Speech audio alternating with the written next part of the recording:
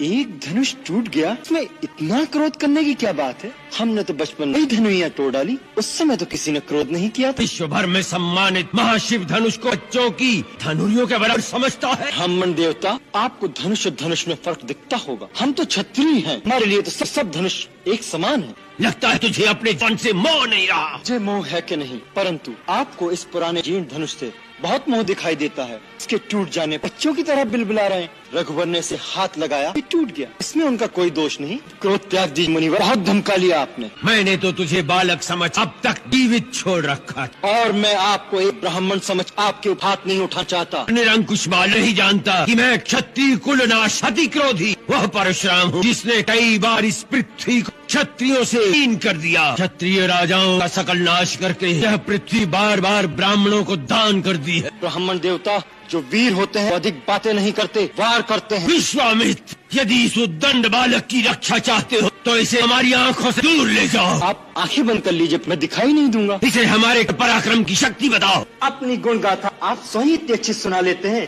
कि दूसरे की आवश्यकता ही नहीं।